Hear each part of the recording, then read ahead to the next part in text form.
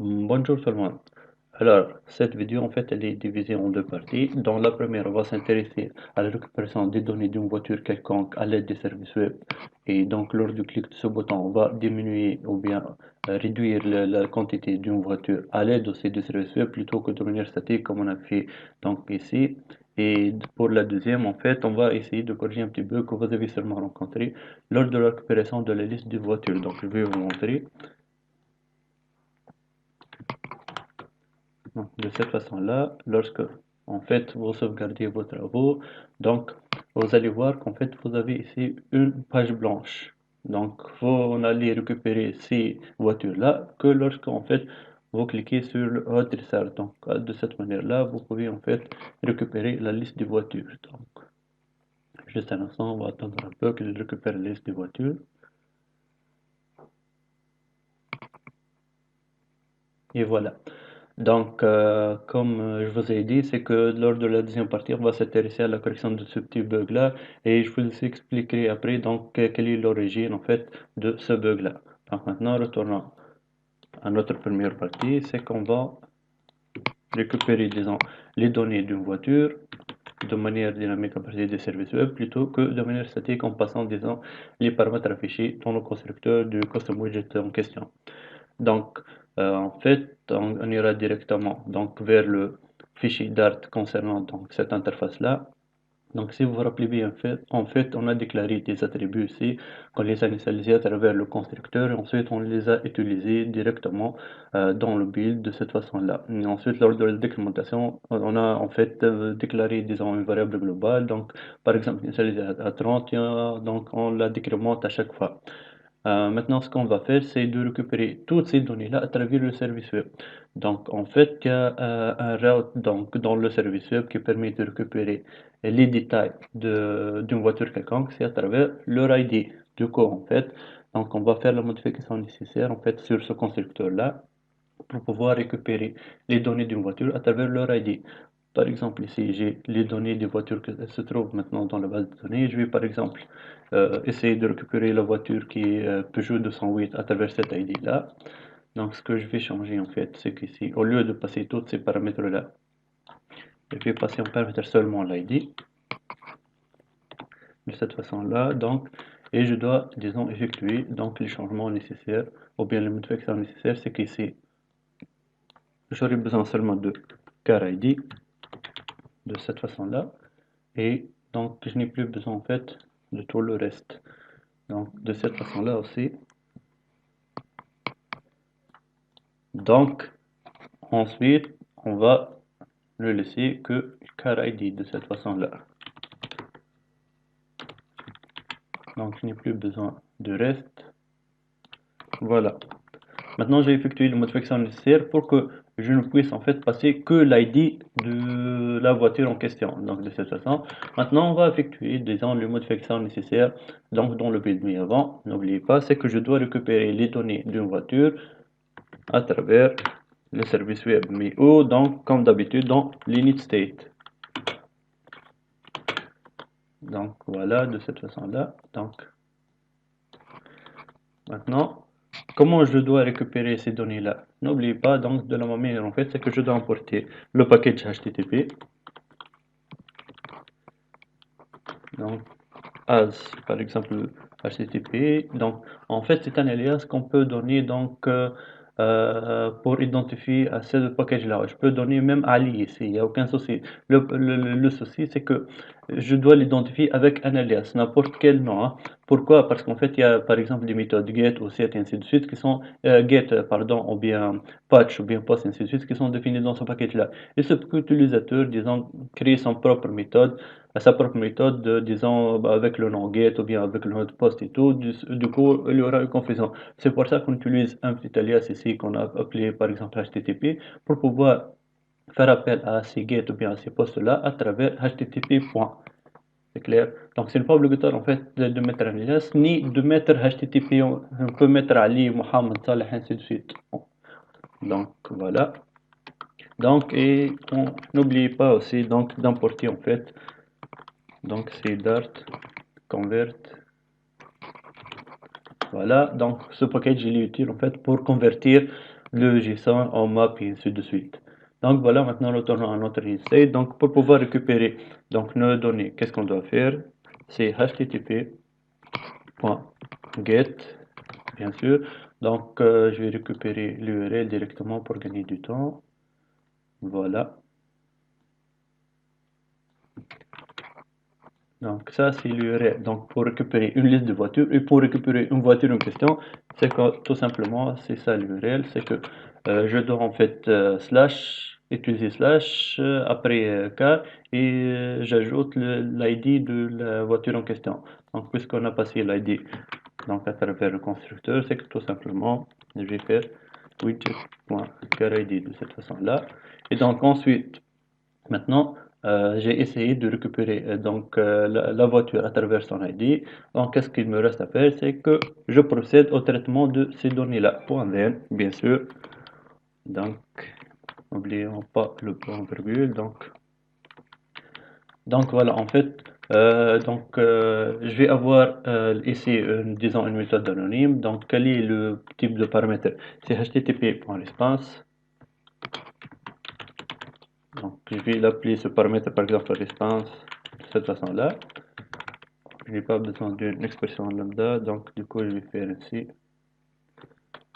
Donc maintenant, quel est le traitement à faire? C'est que tout simplement, je vais convertir les données de cette voiture-là que j'ai récupérée en map. Pourquoi? Parce que tout simplement, le données JSON, j'ai récupéré un seul objet JSON de type clé-valeur, clé-valeur, clé-valeur, n'est-ce pas? Du coup, j'ai la possibilité de le mettre dans une map. Donc, c'est map clé string bien sûr, parce que les clés sont des strings.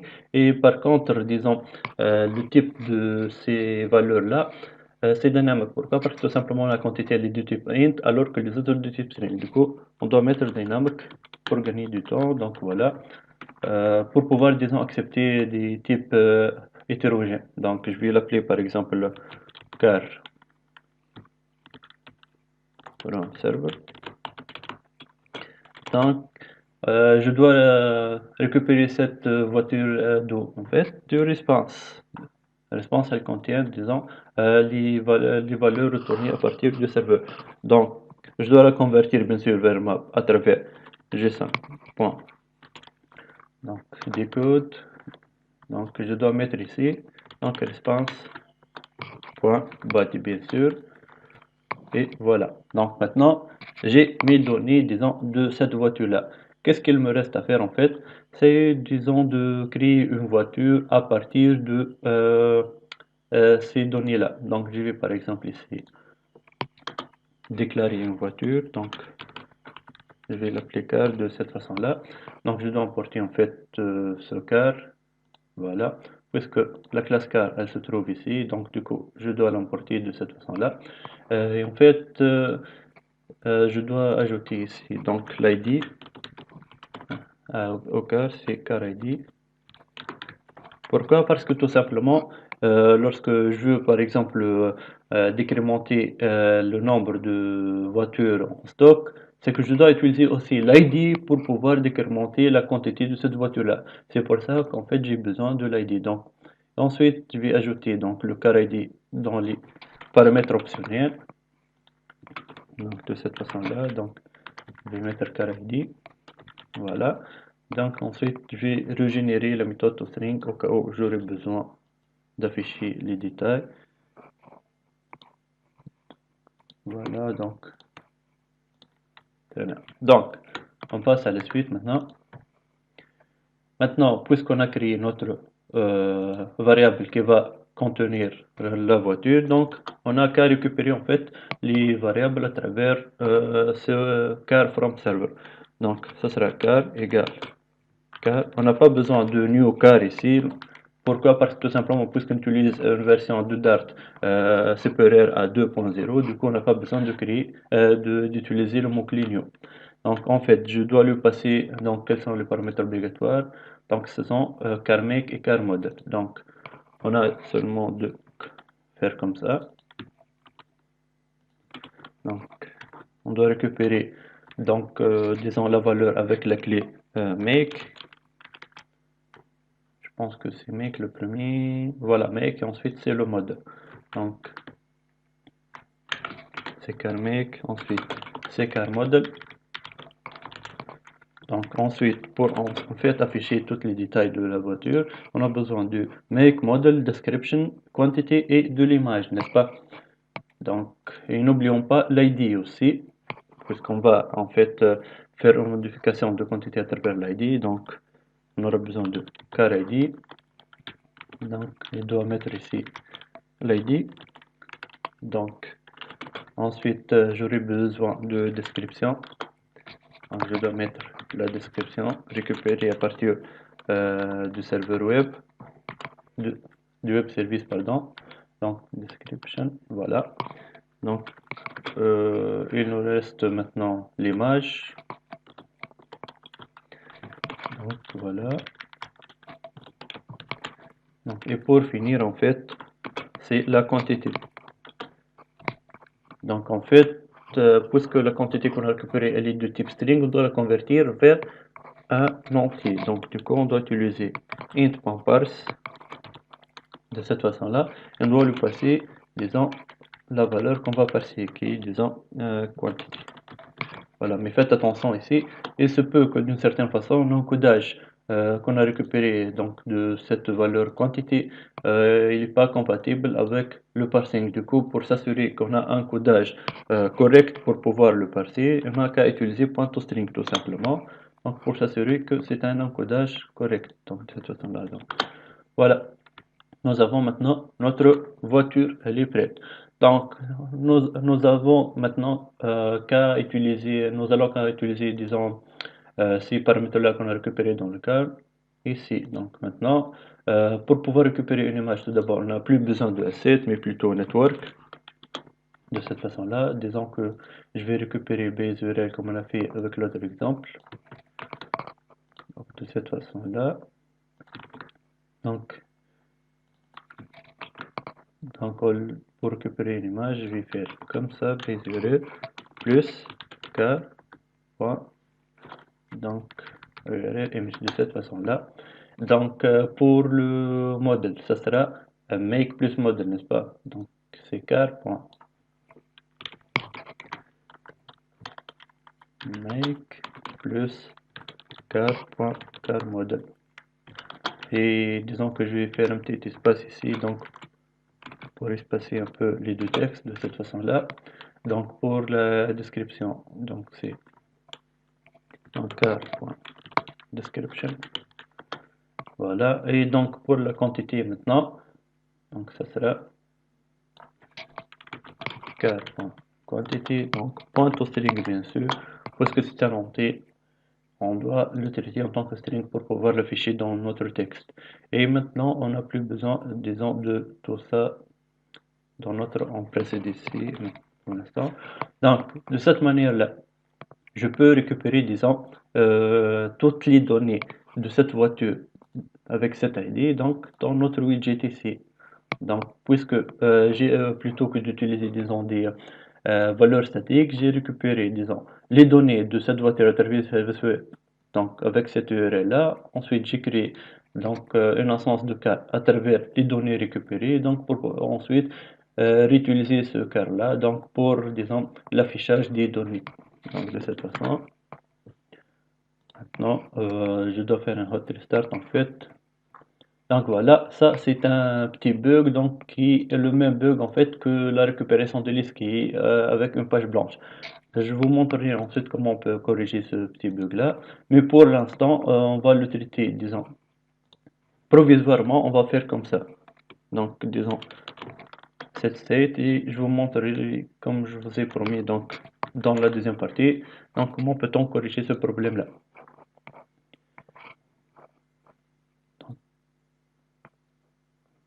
On doit faire un petit hot restart, voilà.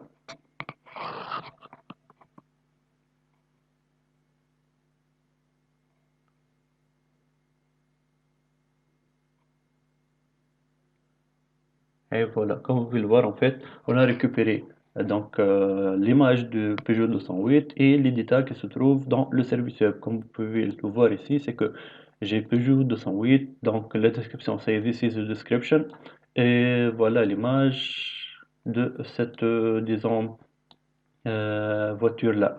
Donc maintenant, Comme vous pouvez le voir, j'ai tous les détails nécessaires. Donc on passe maintenant à la deuxième étape, c'est que si je clique sur ce bouton-là, il va décrémenter la quantité. Donc ce bouton ne fonctionne plus maintenant. Pourquoi? Parce qu'on a supprimé le traitement. Donc comment devrais-je faire en fait pour décrémenter la quantité? Donc on ne va pas en fait décrémenter cette quantité-là localement seulement. Pourquoi? Parce que l'application en fait en mode production elle n'est pas censée être utilisée qu'avec un seul utilisateur, mais plusieurs utilisateurs, 1000, 100, 200 et ainsi de suite. Donc il se peut que ce nombre énorme d'utilisateurs, ils cliquent en même temps sur ce bouton-là, du coup ils libèrent par exemple 200 voitures en même temps. Donc si par exemple je veux modifier cette valeur-là que localement, qu'est-ce que j'aurai ensuite? C'est 1199, alors que réellement je devrais avoir 1000 voitures. Donc j'ai récupéré des données erronées si par exemple je le traite seulement en local. Du coup je suis obligé en fait de décrémenter la quantité sur la base de données à travers ce receive et ensuite récupérer donc les informations, les nouvelles informations de cette voiture-là. Quelle que soit, par exemple, si seulement la quantité qui a été décrémentée, je vais récupérer donc la nouvelle valeur de quantité. Si, comme par exemple, disons, l'admin, à un certain moment, il a choisi de changer l'image de la voiture, bien la description, et ainsi de suite, je peux les récupérer aussi, donc, et être à jour avec les modifications qui se trouvent dans la base de données. Donc, comment est-ce qu'on va faire ça en fait? C'est que tout simplement, lors du clic du bouton, donc on va faire appel au route du service web qui permet en fait la modification de cette quantité-là. Donc, en fait, on doit utiliser la même route ici. Donc, c'est seulement avec, plutôt que d'utiliser get, c'est patch ici. Donc, pour pouvoir, disons, modifier la valeur de quantité. Donc, de cette façon, si je fais appel à ce route-là, donc cette adresse, donc slash car, slash l'id, donc qu'est-ce qu'il va faire?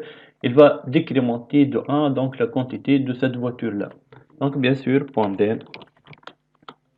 Donc, je dois passer à mon traitement. Donc, comme d'habitude ici, le paramètre de la méthode anonyme, il est du type HTTP response. Je vais l'appeler response comme d'hab. Donc, et ensuite, je n'ai pas besoin d'une expression lambda puisque j'aurai besoin de plusieurs traitements. Donc, de cette façon-là, voilà. Donc, maintenant, qu'est-ce que je vais faire? Je vais vérifier si réellement il a pu, disons, changer la valeur de quantité dans la base de données ou non. Comment on va faire ça? C'est à travers le code qu'on a reçu dans notre response. C'est response.status code. Et s'il est égal à 200 de cette façon-là, donc alors à ce moment-là, je vais procéder à quoi? Je vais en fait procéder à la récupération des données. Donc, comment je vais récupérer les données? En fait, c'est de cette manière-là. De la même façon que je les ai récupérées dans l'init state. Donc, en fait, si j'ai 200, je vais récupérer les données de cette voiture-là. Donc, comme d'habitude, donc get cette route-là. Donc, ensuite, je vais en fait passer les données JSON dans notre map car from server. Ensuite, je vais réinitialiser ou bien réassigner donc les valeurs de car, donc avec les nouvelles valeurs. Ensuite, je dois faire un set state pour rafraîchir donc notre view, donc pour pouvoir refaire ou bien refaire appel plutôt à notre méthode build. Donc de cette façon-là, maintenant, je vais faire un hot restart. Donc vous allez constater que en fait, on doit attendre un petit moment.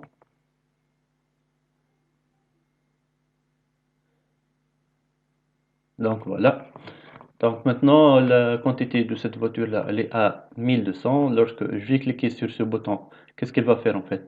Il va décrémenter la quantité à travers ce route-là Apache et ensuite elle va récupérer les données puisque elle a réussi à modifier donc la valeur de quantité. Puisqu'elle a récupéré, nous avons maintenant 1199. Donc je vais cliquer une autre fois, donc c'est 1198 et ainsi de suite. Donc, et ainsi de suite, c'est clair. Donc c'est comme ça en fait qu'on peut, disons, en général, modifier, disons, des données et récupérer ces données-là à travers le base de données parce que l'application elle n'est pas censée être utilisée qu'avec un seul utilisateur, mais plusieurs utilisateurs. C'est clair. Donc on passe maintenant à la deuxième partie, comme je vous ai promis, c'est que pour corriger le petit bug, ça, Donc, si vous vous rappelez bien, on a eu un petit écran en rouge. En fait, on a résolu ça avec cette state ici. Donc, de la même façon ici, on peut le résoudre en mettant cette state ici, donc pour pouvoir récupérer voilà. En fait, ce problème, il est dû à quoi? C'est que tout simplement, l'init state et le build, en fait, c'est que le build elle s'exécute directement après l'init state. Mais sachez qu'en fait, HTTP.get, c'est un traitement asynchrone. C'est-à-dire que build, elle ne va pas attendre le HTTP get qu'elle s'exécute jusqu'à la fin pour pouvoir exécuter la méthode build, hein. Faites attention, non. En fait, c'est que initState, elle va exécuter super.initState, ensuite HTTP get. Donc pour lui, pour la méthode build, c'est qu'il a exécuté la méthode initState, elle a exécuté toutes ses instructions. Alors, du coup, il va ignorer, même si cette instruction HTTP.get, elle va pas continuer son exécution, il va l'ignorer, il va s'exécuter directement. C'est pour ça qu'en fait, dans certains moments, vous allez voir que vous aurez un petit écran en blanc, ou bien pour notre cas ici, donc nous avions l'écran en rouge, et ensuite donc à l'aide de cette state, on a rafraîchi ce view-là pour en fait réafficher les données.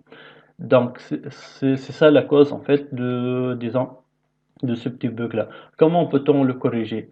C'est simple en fait, à l'aide d'une méthode de type future. Donc on peut en fait déclarer des méthodes de type future. Elles servent à quoi en fait ces méthodes de future-là?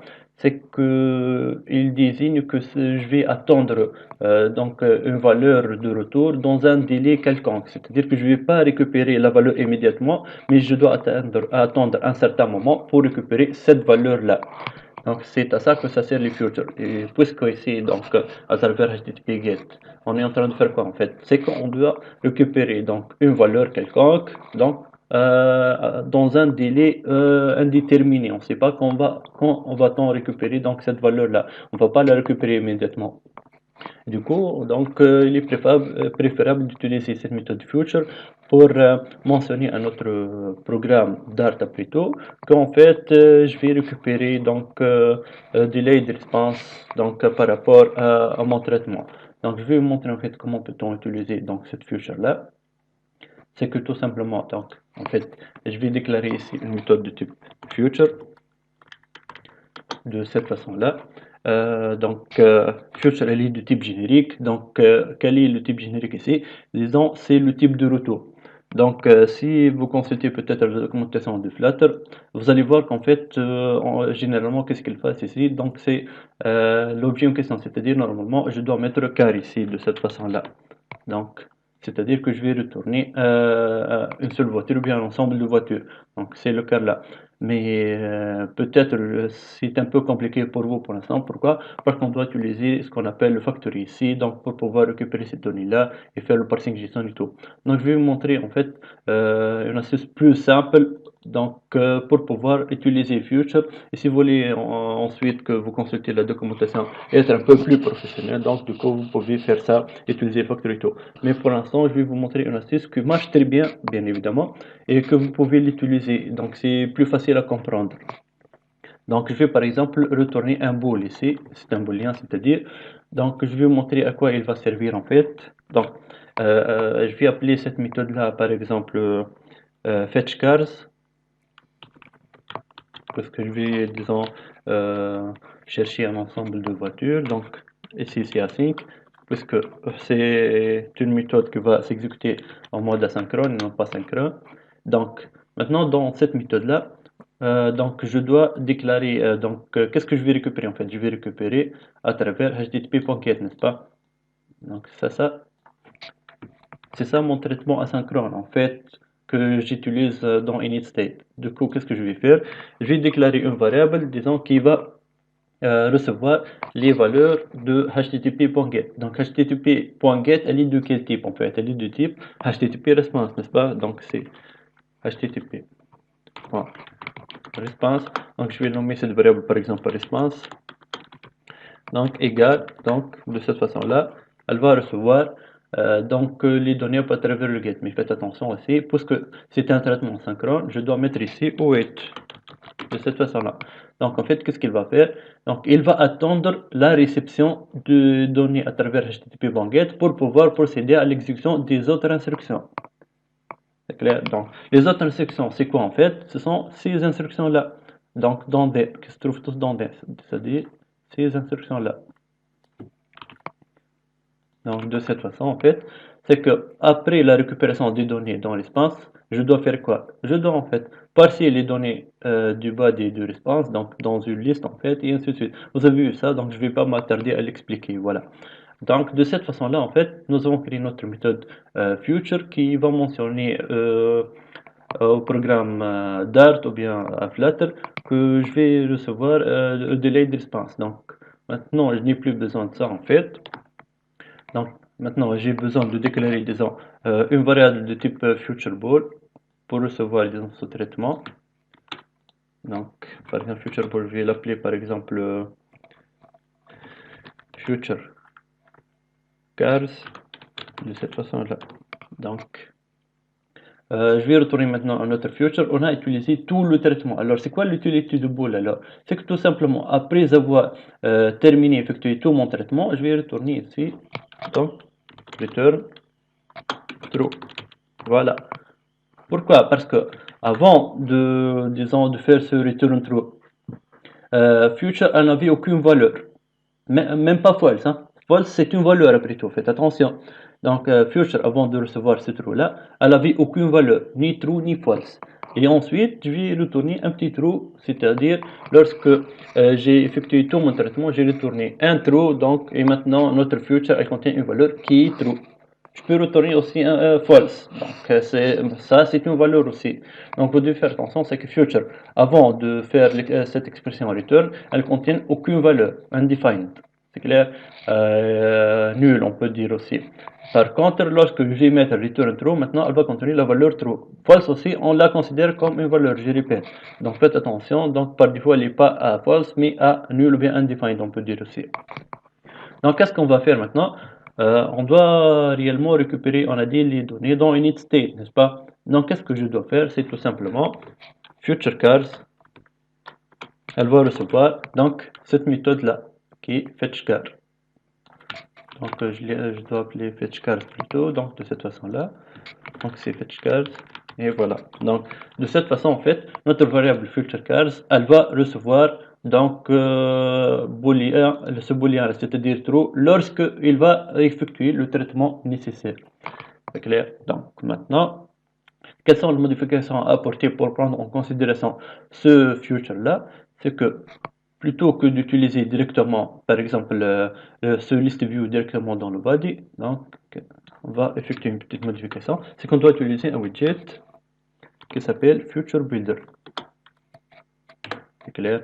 Donc ce Future Builder là, il a disons un paramètre qui s'appelle Future. Donc ce paramètre là, on doit lui mettre cette variable qui est Future Cars qu'on a créée. Donc c'est Future Cars de cette façon-là. Donc Future, celle-ci, elle va contenir quoi? Si Future Cars, elle a fait effectuer tout le traitement, alors elle aura eu la valeur, disons, true. S'il n'a pas encore effectué son traitement, elle aura aucune valeur. Faites attention. Donc ensuite, nous avons le paramètre builder. Donc on va utiliser en fait, c'est une méthode anonyme va le passer à builder. Donc bien sûr, donc contexte il est de type build context. Et donc snapshot elle est de type async snapshot de type générique en fait booléen. Pourquoi? Parce que tout simplement notre future est de type booléen, donc cette snapshot là aussi donc elle va être de type générique booléen. Donc ensuite qu'est-ce qu'on va faire? On doit vérifier si notre snapshot elle contient des valeurs ou non, c'est-à-dire future ici puisque c'est un holder de future cars ici, donc quand il va recevoir une valeur, il va contenir une valeur, c'est-à-dire has data ici on va vérifier, s'il va contenir une valeur alors je vais procéder au traitement. Sinon, par exemple, je vais afficher, disons, une barre de progression. Donc, comment je vais faire ça? If, donc snapshot, point. Donc, has data, c'est-à-dire que maintenant, dans mon future, j'ai une valeur. C'est qui est true dans notre cas. Donc, qu'est-ce que je vais faire? Tout simplement, je vais retourner, donc, le list view builder, celui-là. C'est clair? Donc, dans le cas contraire où je n'ai pas encore une valeur. Donc, par exemple, else, à ce moment-là, je vais afficher donc le progress circle progress indicator. Donc de cette façon-là, je vais retourner donc Ensuite, je vais retourner le widget center pour pouvoir centrer donc, notre barre de progression. Donc c'est child, voilà, donc et circle progress indicator de cette façon-là. Maintenant, lorsque je n'ai pas encore reçu, disons, mes valeurs, ce qui sont la liste des voitures, donc je vais avoir donc ce circular progress indicator, sinon, donc je vais afficher le list view build. Donc de cette façon-là, maintenant, parce que je vais faire un hot restart, en fait, je dois changer ici, voilà.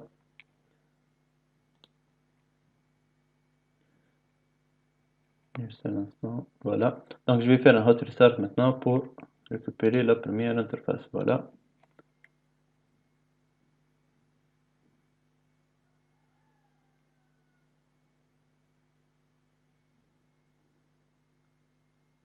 Donc comme vous pouvez le voir ici, j'ai eu donc ma liste de voitures du premier coup.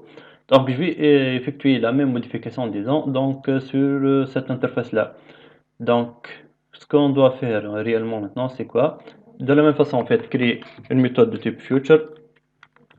Donc le type de retour c'est booléen comme d'hab. Donc je vais l'appeler par exemple fetchCar. Non, puisque je n'ai besoin que de chercher une seule voiture. Donc, async, bien sûr, on n'oublie pas, puisque c'est un traitement asynchrone. Donc, ensuite ici, donc, comme d'habitude, donc, puisque je vais récupérer les données d'ici, donc c'est http.response, donc response ici, je vais l'appeler par exemple, égal wait, comme d'habitude, n'oublie pas, puisque c'est un traitement asynchrone, je dois attendre la récupération pour pouvoir procéder aux autres instructions. Et ensuite, donc, je n'ai qu'à faire un petit copier-coller ici, donc, de ce traitement. Et faites attention ici, avec cette méthode, on n'a pas besoin, en fait, d'utiliser ce set. Hein. Donc, cette set ici, on n'a pas besoin de l'utiliser. Donc, comme vous pouvez le voir ici, je n'ai pas utilisé un set ici. Donc, maintenant, je vais déclarer une variable, donc, de type future bool, comme d'habitude. Donc, je vais l'appeler, par exemple, future car, de cette façon-là. Donc, et cette variable-là, comme d'habitude, dans l'init puisqu'on veut récupérer les données avant notre rendu, donc c'est futureCar égale donc fetchCar de cette façon-là. Et donc maintenant, dans notre base ici, donc tout ce widget-là colonne, donc on doit maintenant créer notre widget FutureBuilder de cette façon-là. Donc, comme d'habitude, donc le premier paramètre c'est future, donc on doit mettre FutureCar. Donc, et le deuxième paramètre c'est builder, bien sûr. Donc, je dois lui passer donc une méthode anonyme avec deux paramètres. Le premier c'est build context comme on a dit et le deuxième est le de type async snapshot, donc de type générique booléen. Donc de cette façon là. Et maintenant, comme d'habitude, nous vérifions si nous avons reçu une valeur ou non. Donc voilà, c'est pour ça n'oubliez pas de mettre ici return true par exemple. On doit vérifier si nous avons maintenant des données dans notre future ou non. Donc c'est if snapshot pardon has date. Voilà. Donc qu'est-ce qu'on va faire maintenant? Voilà, donc on va retourner le widget qu'on a supprimé précédemment. Donc voilà. Sinon, comme d'habitude, else, lorsque nous n'avons encore pas les, disons, les données, c'est-à-dire on n'a pas encore terminé le traitement, on n'a pas encore, comme d'habitude, true, voilà. Donc on va retourner. Donc comme d'habitude, je vais centrer en fait donc l'indice de progression, donc child, voilà, donc circle progress indicator, voilà, de cette façon-là. Donc maintenant, lorsque je vais faire un hot restart,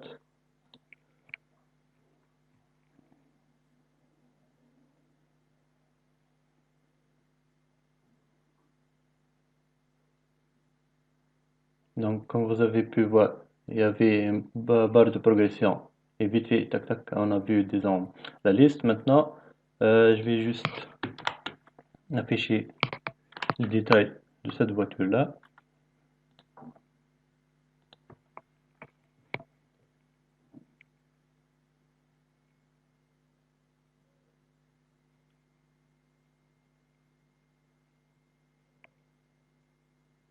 Donc voilà, je vais essayer de réfléchir.